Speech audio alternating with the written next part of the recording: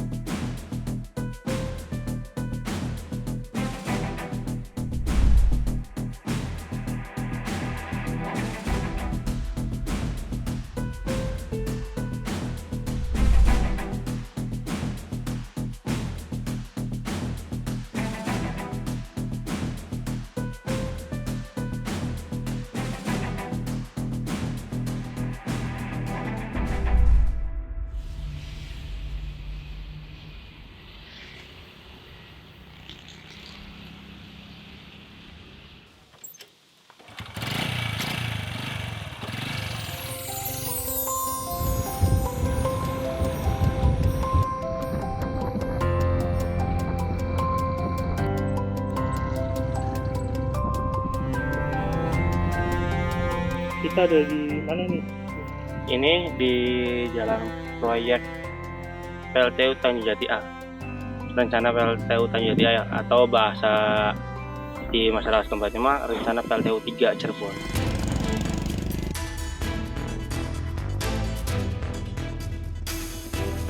Kita bisa lihat tuh sebelah sana ada PLTU 1 yang katanya mau pensiun dini, masih mengeluarkan uap pemekarannya.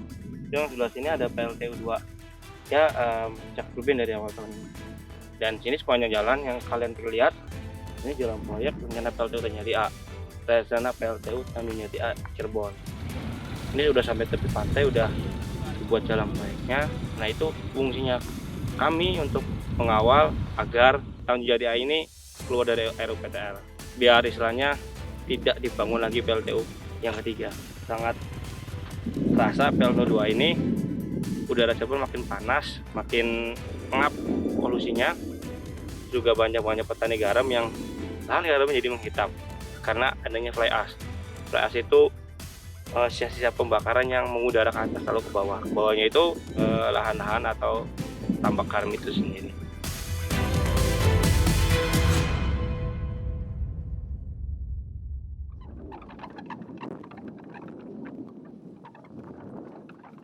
Selama ini petani garam termasuk saya pribadi ya Pak, berarti 3 tahun kemarin gagal panen Pak, karena curah hujan banyak, air pasang juga naik. Sebelum 3 tahun yang lalu satu musim itu nyampe 80 ton Pak, dengan harga ya per kilo waktu kemarin 2.000. Lumayan ya. Itu untuk satu petak atau satu kelompok hasil 80 ton?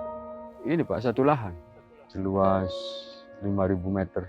Yang jelas yang terasa banget itu buat petani nelayan, karena lebih jauh lagi dia menangkap ikannya tuh.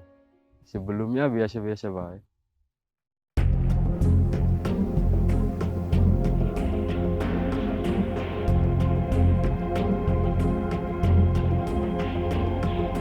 Konteks kami pendampingan di PLTU kan awalnya selain terkait perubahan iklim, pada akhirnya memang juga turut mengadvokasi gitu ya dampak-dampak yang terjadi selain dari aspek perubahan iklim. Dampak sosial tentunya, dampak sosial yang terjadi akibat dari operasional PLTU batubara.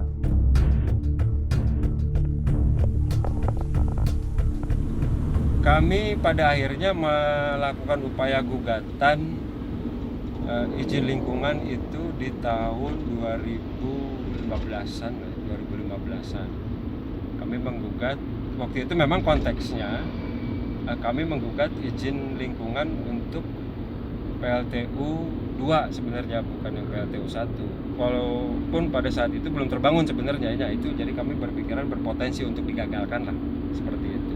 Nah di 2015 itu kami bersama warga nelayan pinggiran yang terkena dampak itu melakukan gugatan izin lingkungan terhadap proyek pembangunan PLTU Cirebon 2. Nah waktu itu juga membuahkan hasil sebenarnya, gitu ya, izin lingkungannya tidak dinyatakan tidak sah lah, ya, ilegal gitu. Itu untuk waktu itu kami mendampingi 5 orang warga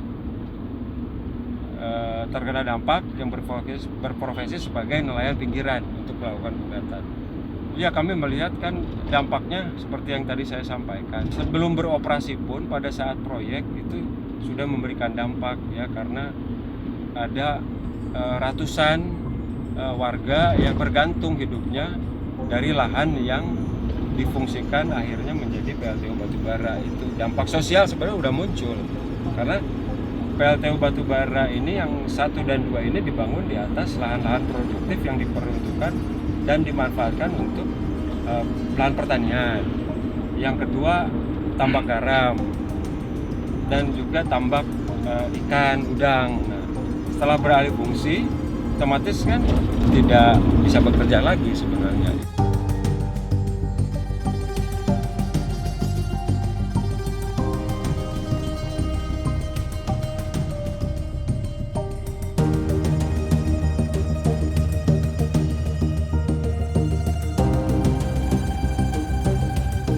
Secara umum kan Cirebon ini diperuntukkan, direncanakan akan dibangun 3 sebenarnya, 3 sampai 3 PLTU batubara. Yang pertama yang tadi saya sampaikan ya, PLTU Cirebon 1, lalu ada lagi PLTU Cirebon 2, kapasitasnya 1 kali 1000 megawatt gitu, yang ini sudah jadi dan akan beroperasi segera. Sebenarnya ada lagi PLTU Tanjung Jati A. Di saat memang PLTU existing tadi yang saya sampaikan, PLTU Cirebon 1 dan Cirebon 2 ini sudah jadi lah ya. Yang Cirebon 1 sudah beroperasi, Cirebon 2 akan beroperasi. Ada peluang untuk kami melakukan advokasi menyetop gitu, menolak, menggagalkan PLTU Tanjung Jati A. Gitu. Nah, upaya yang kami lakukan salah satunya adalah lewat gugatan hukum gitu. Kami menggugat izin lingkungan karena izin lingkungan dari PLTU Tanjung Jati A ini tidak memperhitungkan aspek perubahan iklim itu tadi. Tentunya kalau PLTU Tanjung Jati A ini terbangun gitu, akan ada lepasan-lepasan emisi karbon ke udara yang artinya itu secara global itu akan mempengaruhi lapisan atmosfer, akan berdampak ke arah pemanasan global yang akhirnya berujung pada perubahan iklim, kan seperti itu.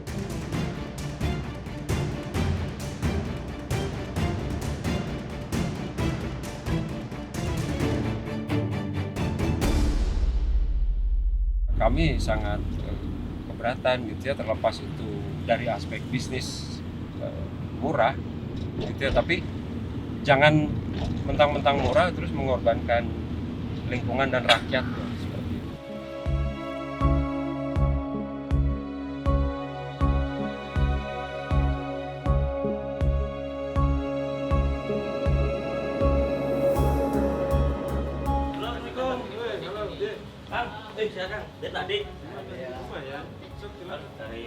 Kami memang dari 3 tahun yang lalu kami fokus isu di lingkungan, terutama di PLTU. Istilahnya menyadarkan masyarakat untuk mengedukasi teman-teman mahasiswa bahwasanya adanya pembangunan PLTU ini sangat berdampak bagi masyarakat Cirebon khususnya. Udara Cirebon makin pengap. Beberapa riset kami di 3 kecamatan di antaranya Pangenan, Kecamatan Mundu dan Astana Japura itu banyak peningkatan pasca adanya pembangunan PLTU. Memang kami bukan masyarakat sekitar, tapi ada radius berapa kilometer tersebut ngaruh terhadap lingkungan Cirebon. Pada faktanya memang PLTU 2 kali 660 megawatt ini juga belum berjalan, belum beroperasi. Bagaimana ahli kemudian menyikapi hal tersebut? Nah, kalau bicara gugatan, itu sekitar bulan Juli. Juli itu kita mengajukan gugatan. Gugatan itu kita punya beberapa dalil. Pertama itu bicara tentang bagaimana asas kehati-hatian dan tanggung jawab negara itu kita pakai untuk melihat apakah proyek-proyek pembangunan seperti PLTU itu memperhitungkan nggak asas kehati-hatian untuk melindungi dan melakukan perlindungan terhadap lingkungan hidup. Sehingga di dalam gugatan itu kita memasukkan asas kehati-hatian dan asas pertanggungjawaban negara dalam Undang-Undang PPLH. Proses gugatan itu sekitar 4 bulanan. Putusan itu kemarin di bulan Oktober. Nah, dalam gugatan itu kita menghadirkan saksi, pihak pemerintah juga menghadirkan saksi. Saksi yang kita hadirkan kita menghadirkan ahli. Ahli yang kita hadirkan ada 3. Satu akademisi dari UI, kemudian ekonom Faisal Basri, akademisi dari UI itu namanya Pak Andi, dosen UI.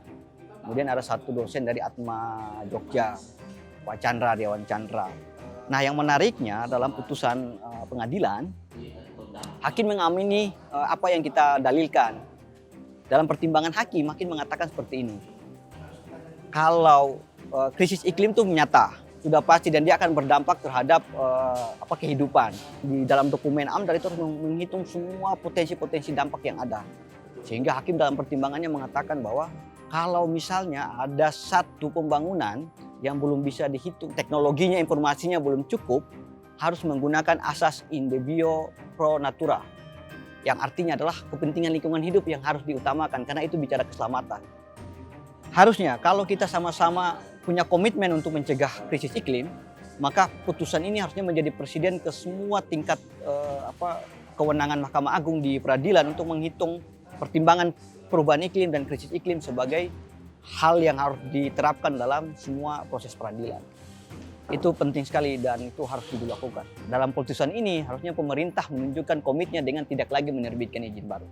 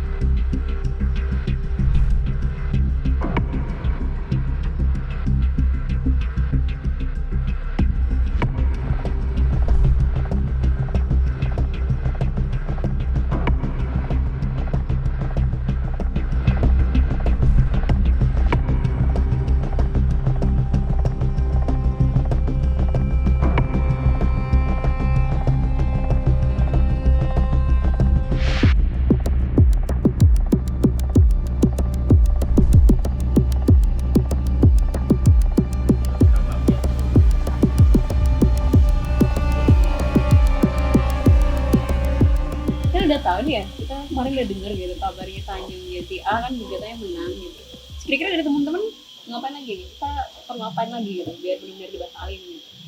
Baiknya kita tetap jangan istilahnya termakan euforia. Okay. Kita sekiranya tetap melakukan upaya-upaya advokasi ataupun edukasi terhadap masyarakat ataupun teman-teman pelajar dan mahasiswa. Ya bisa kemungkinan diskusi lah atau bisa ada nongkrong di mana atau kalau bisa bahas tentang perubahan iklim di Cirebon. Berita ini belum banyak yang tahu ya. Ini berarti baru teman-teman Karbon yang fokus ya. Pengennya sih lebih bikin warga sekitarnya lagi lebih aware lagi tuh kan. Karena kan apalagi anak mudanya itu kita juga harus rangkul mereka biar kita sama-sama paham tujuan kita apa gitu. Terus langkah yang dicapai juga kayak gimana biar step by stepnya tuh enak aja gitu. Ini kan mau adanya transisi ya, mau adanya perubahan ke energi terbarukan. Dan saya rasa ini perlu kita kawal terus gitu tuh. Kita advokasi terhadap masyarakat, karena kalau bagaimanapun dengan adanya contoh kasus seperti ini, saya rasa ini akan menyebabkan ketidakfungsian sistem hukum kita. Sebenarnya tadi dia udah nyinggung ya, 1-2 aja udah bikin pengap gitu, gimana kalau nambah baru gitu. Jadi kalau kita lihat di peta rencana ya, nih teman-teman nih, lokasi 1-2 tuh deket banget. Ini satu gitu. Jadi satu ya. Iya. Ini 2 nih yang baru kebangun gitu. Nah, rencana 3 itu sekitaran sini, nggak jauh dari lokasi. Kalau dilihat pakai drone, dari bisa kemungkinan sejajar itu. bisa sejajar karena tetap segaris pantai gitu. Dan bayang nggak sih yang di sini kan kebanyakan nelayan tambak ya, ini ada nelayan tambak, ini tambak garam. Kemudian juga kemarin kalau dari dengar cerita teman-teman gitu di Tapak, ada juga ini nelayan pinggiran yang karena udah dibangun PLTU 1-2, jadi mereka tuh makin kehilangan.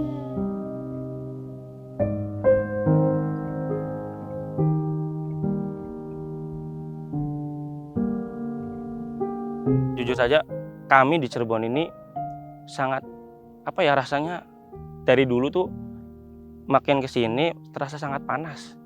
Istilah perubahan iklimnya memang benar-benar kerasa, karena memang mungkin yang pertama faktor adanya industri pembangunan PLTU 1, 2, 3 dan industri lainnya yang banyak yang pembakaran ini, karena memang mengurangi kualitas udara, perubahan iklim.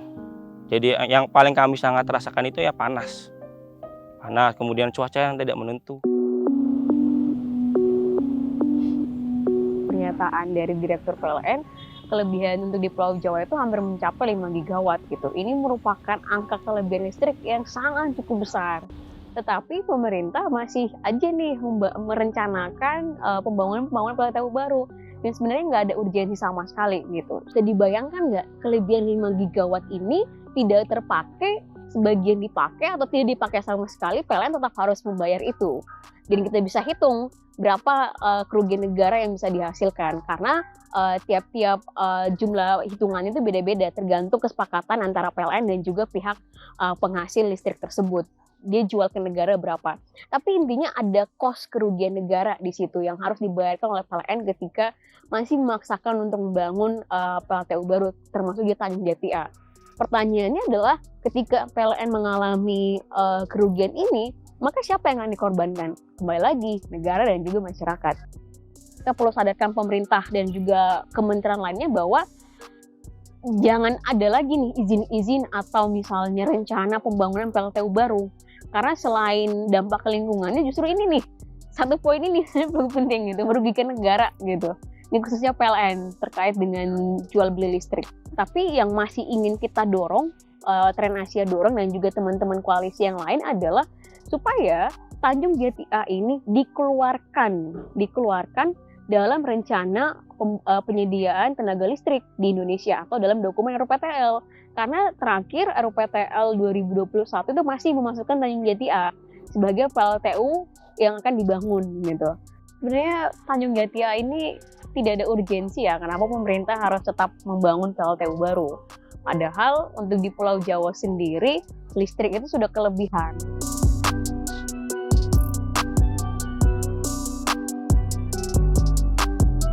Semua pesanan tuh masih sama gini Pak. Khawatir dan kami ini kan menurut teman-teman ahli ini kan belum masuk ke RUPTL ya, sebelum dihapus maksudnya secara utuh. Kami menang gugatan tapi bakal ada pembangunan berkelanjutan yang kami sangat khawatirkan, makanya kami terus berupaya campaign di Tapak, di media sosial.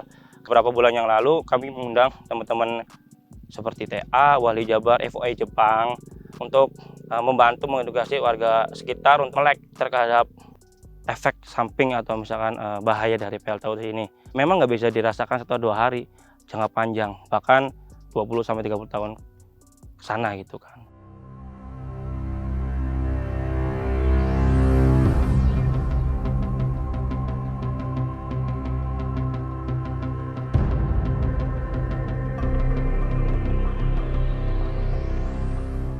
Kalau dulu jalurnya kemana Pak? Bisa ditunjukin? Nah dulu tuh dari jembatan sampai ke laut tuh jalan kaki kalau yang nggak punya sepeda. Kalau yang punya sepeda naik sepeda. Dulunya jalan tuh sebelah sana. Sekarang tidak ada akses jalan. Sampai ke sebelah sana Sungai Kanci. Kalau ini kan Sungai Warduwur. Susah akses jalannya, udah dipagar, persis kayak ini. Jadi akses nelayan pinggiran itu nggak ada akses jalan. Ya dulu sebelum ada PLTU, kita mencari ikan di tempat Jomblang Selar. Dulu kita menangkap ikan banyak. Nah setelah dibangunnya PLTU 1, penangkapan ikan menurun. Bukan ikan aja, udang, kerang, rebon, terus kerang bambu, macam-macam kerang lah. Nah tuh asapnya, kalau jam segini ya kalau malam terlalu banyak mengeluarkan asap. Karena kelihatan dari masyarakat, kalau malam kan masyarakat pada tidur. Apalagi kena hujan, kelihatan banget asapnya. Itu bukan dampaknya ke nelayan-nelayan pinggiran aja, masyarakat juga kena. Ya seperti kayak di Waduk kan terlalu dekat. Kan masyarakat nggak ngerti mau dibunuh berlahan-lahan sama PLTU. Ya iya, kan nggak terasa. Cek aja ke puskesmas atau apa, 2007 ke bawah, sok. Nggak ada orang punya warga yang kena ispak atau batuk atau gatal-gatal. 2007 sampai sekarang, sampai 2023, cek setiap rumah sakit, puskesmas.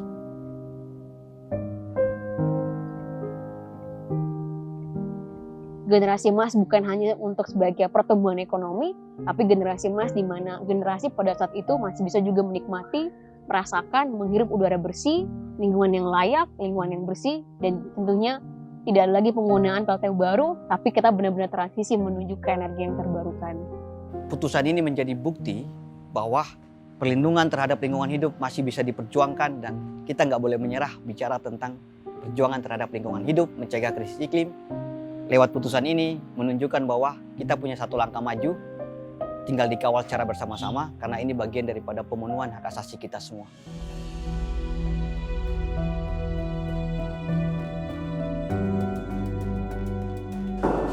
Kemenangan gugatan atas izin lingkungan Tanjung Jati A ini sebenarnya kan bukan semata-mata kemenangan kami sebagai organisasi lingkungan hidup. Kami adalah bagian dari rakyat, kami terbentuk dari rakyat, bekerja untuk rakyat sebenarnya. Jadi kemenangan ini adalah kemenangan rakyat sebenarnya.